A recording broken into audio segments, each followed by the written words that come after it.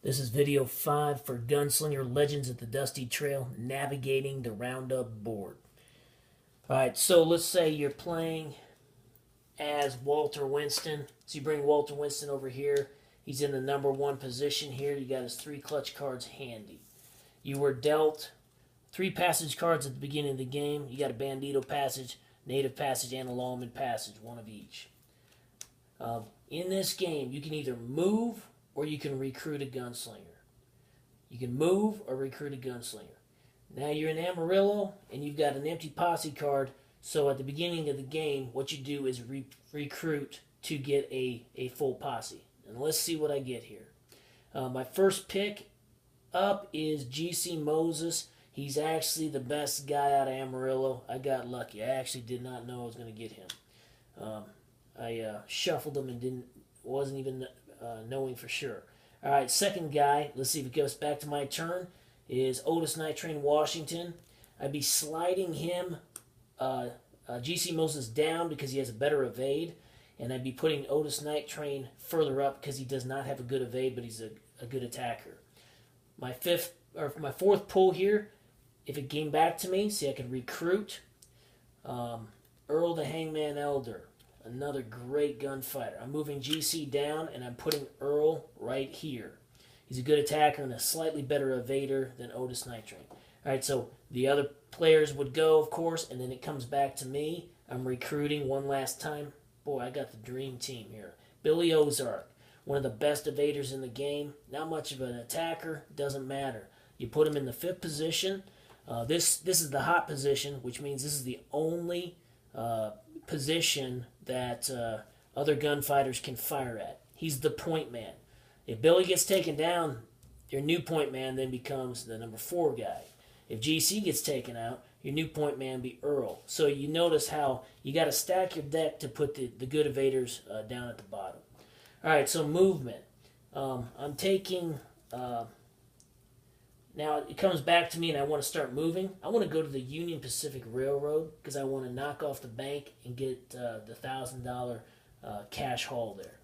So I am going to play a passage card.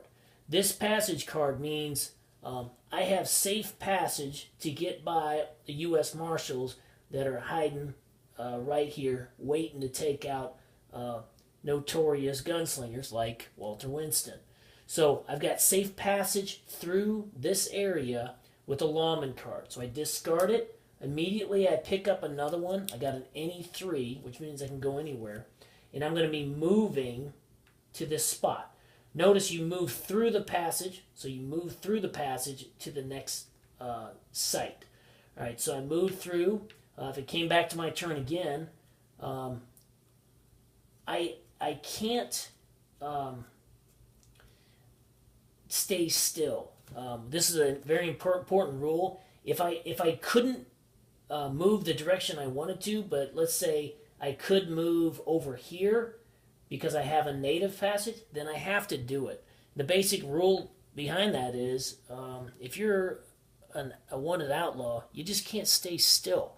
When you stay still, they come and get you, and it's going to be game over. So when you move through here, you're moving through a passage, which is what I'm going to do. I'm going to move through native territory here, and I'm going to move through here just to kind of show you how it works.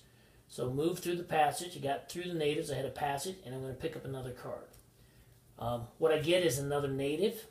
All right, so I've got a bandito. It's not going to do me any good in this area, but I'm going to keep moving. All right, my next... I'm going to play the any passage because I can go through the lawman area. That's what I'm going to do. And I'm pulling this and going through. So I'm just showing you one guy's turn. Everybody will have their turn and then it comes back to you. Luther the Lawman would never be staying still at this point. I'd probably have some sort of a confrontation with his whole posse, which I couldn't quite easily avoid. But I'm just showing you how to navigate the passages. All right, so finally, I've got Lawman Passage. I'm making it to the Union Pacific right here. So you either move or recruit. And if you move, it can result in a gunfight with either robbing a bank, rustling cattle, or a gunfight with another posse, or a mercenary legend. In the final board that you guys will be getting, there are 3 hideouts. One here, and one here. Lake Pueblo, Kisatchie, and Sierra Vista. And so when you move into that area for a hideout, you don't even need a passage card. That's the benefit of like even going to a hideout.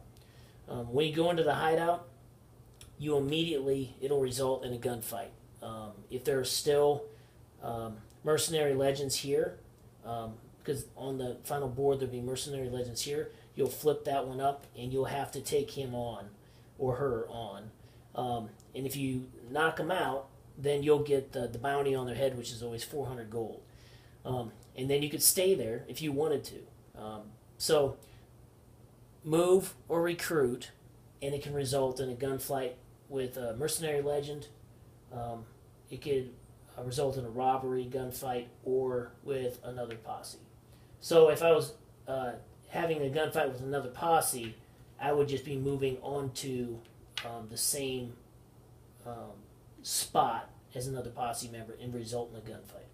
So I would be trying to rob this. You need a test for your attack skill to rob this, and it's explained in the rules.